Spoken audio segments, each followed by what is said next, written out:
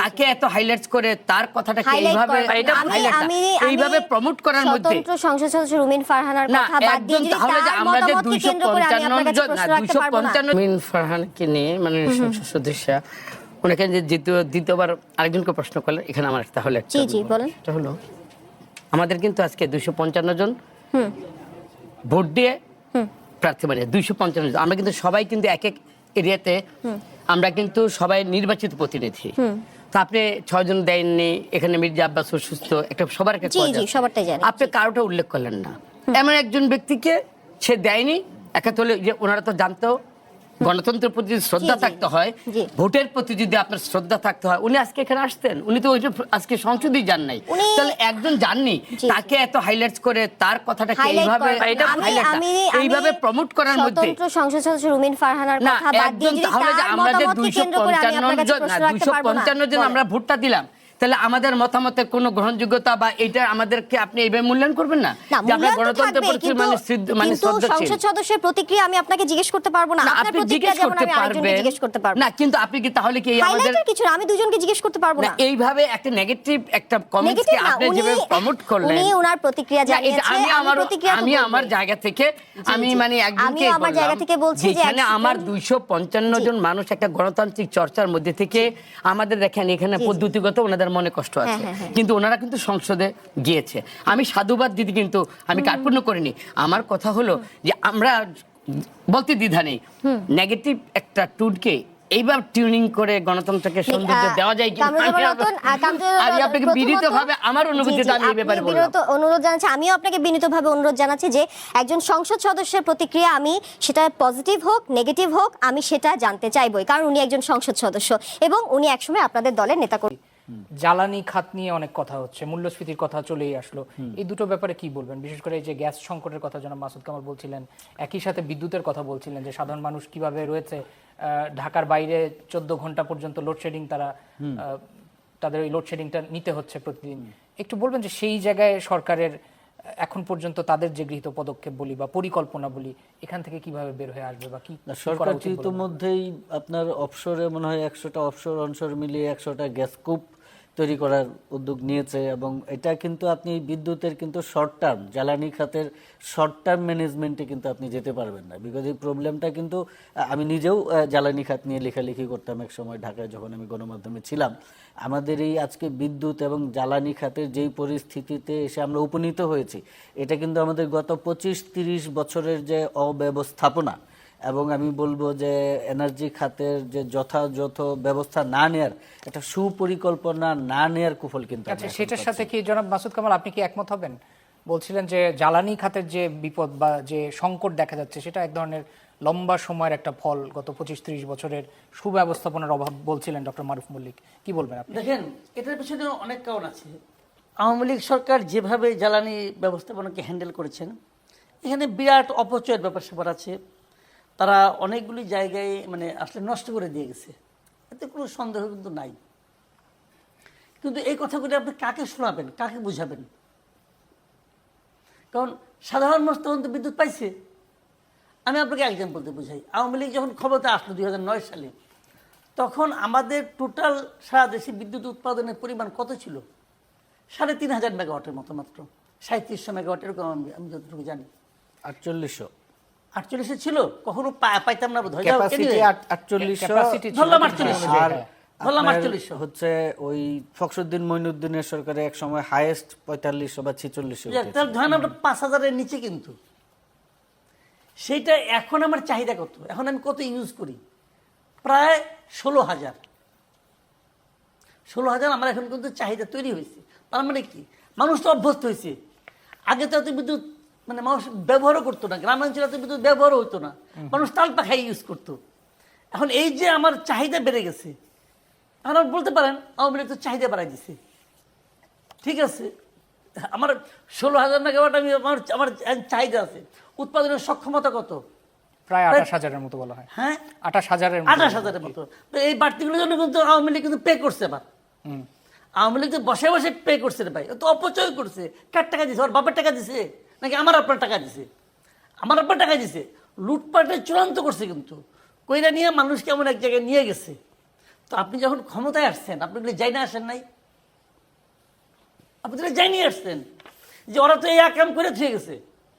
এই আকামের মধ্যে আমাকে, কারণ জানতে হবে, কেন বলি আপনাকে, পাবলিক যারা নাকি এন্ড ইউজার, তারা কিন্তু অত মেগাওয়াটও বুঝে না, তারা মেগাওয়াটও বুঝে না, কোনো ওয়াট প্ল্যান্ট বুঝে না, কিছু বুঝে না। তারা বুঝে যে আমি সুইচ দিব, ফ্যান ঘুরবে, আমাকে আর তাল পাখা দিয়ে বাতাস করতে হবে না, তারা এইটুকু বুঝে। এই জন্য আমাকে পে করতে হবে, তারা এইটুকু বুঝে। তো এরাই তো আপনাকে ভোট দিয়ে পাঠাইছে এখানে। তা ওরা যে কি বুঝে এই কথাটা আপনি কেন বুঝেন না? আপনি 6 মাসের মাথায় এসে বলতেছেন এই সমস্যা, এই সমস্যা। এই 6 মাসের সমস্যা, আওয়ামী লীগের সমস্যা তো অন্তর্বর্তীকালীন সরকারের আমলে ছিল। অন্তর্বর্তীকালীন সরকারও তো চুপচাপ বসেছিল, তারা তো কোনো ব্যবস্থা নেয় না, তাদের ঠেকাও নাই।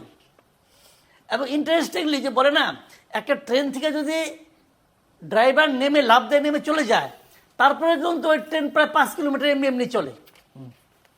তো অন্তর্বর্তীকালীন সরকার ওই সময়টাতে মানুষ কিন্তু এই জন্যই বুঝে নাই, কারণ ওই সময় কিন্তু ওই ধাক্কাই চলছে। সমস্যাটা ক্রিয়েট হয়েছে এই সরকার আমলে এসে। তো এই সরকার কি সেই ব্যবস্থা করে নিয়েছে? দেখেন কতগুলো কথা আমি বলি।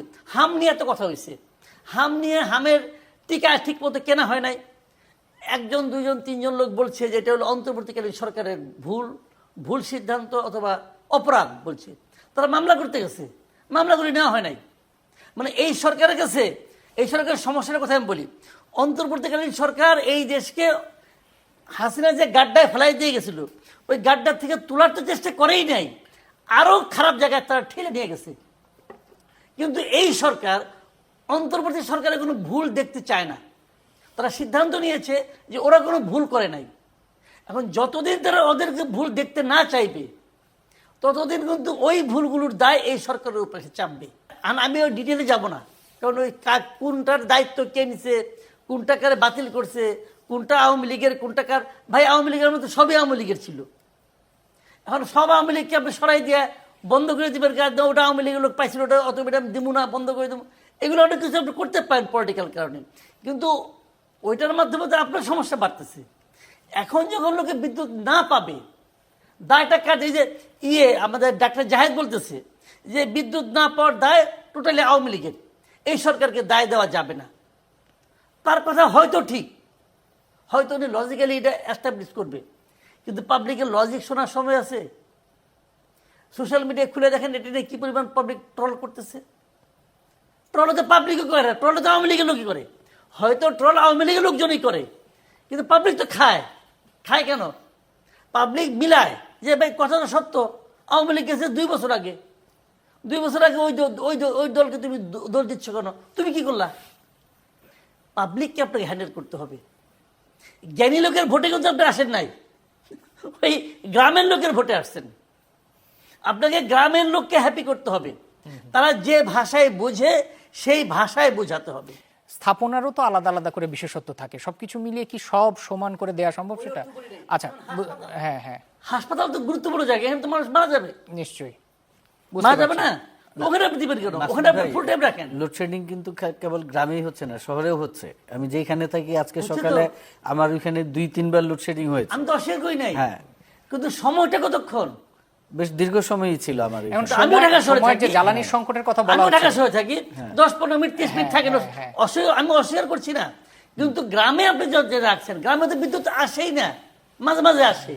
তো আমার কথাটা হলো কি, ঢাকা শহরে লোডশেডিং বাড়াই দিলে কোনো সমস্যা নাই, সমস্যা নাই। এটা মন্ত্রী বাড়াই দেন, এতে সবারই জেনারেটর আছে না, এটা সবার IPS আছে। এখানে মাসুদ ভাই যেটা হয় যে তো এইগুলি হয় না রে ভাই। আমি হ্যাঁ, আপনাকে কিন্তু একটা example কিন্তু দিই। যে বিদ্যুৎ উৎপাদন তো বেশিরভাগই হচ্ছে গ্যাস নির্ভর এবং জ্বালানি সংকট চলছে। না, এই এবং সেই জায়গায় ক্ষেত্রে মাসুদ একটা- ভাই যেটা জি। বলছেন যে মানে আপনার এই লোডশেডিং এর যে ইকুয়াল ডিস্ট্রিবিউশন, এটা আমাদের রুরাল এরিয়াতে মূলত ইলেকট্রিসিটির সবচেয়ে বড় প্রয়োজনটা থাকে ইরিগেশন মৌসুমে। এখন বাংলাদেশে তো ইরিগেশন চলছে না, এখন আপনার রেনি সিজন, প্রচুর ওয়াটার আছে আপনার, কিন্তু এই যে আমাদের যে সেচ যন্ত্রগুলা কিন্তু খুব বেশি চলছে না, যেই কারণে গ্রামের যে লোডশেডিংটা সেইটা আপনার খুব বেশি প্রভাব ফেলছে না। কিন্তু সামনে আমাদের যখন শুষ্ক মৌসুম আসবে, এই যে এই শীতের পরে বা চৈত্র আর এই যে আমাদের যে বসন্তকাল যেটা মার্চ এপ্রিল, ওই সময় কিন্তু আমাদের বিদ্যুতের খুব প্রয়োজন হয় গ্রামে গ্রামে। প্রভাব ফেলছে না, আপনি কি বুঝলেন? হ্যাঁ, গ্রামে প্রভাব ফেলছে না, এটা আপনি না, কেমন করে আমি বুঝলেন? বলছি যে গ্রামের ইলেকট্রিসিটির থাকা না থাকা সবচেয়ে বেশি প্রভাবটা পড়ে আপনি সেটা সেচ যদি মৌসুমের দরকার, irrigation-এ আরেকটা যদি হচ্ছে যে বিদ্যুৎ দিতে না পারে, সাধারণ মানুষের স্বস্তির কথা হয়তো হ্যাঁ, বলছেন সেখানে।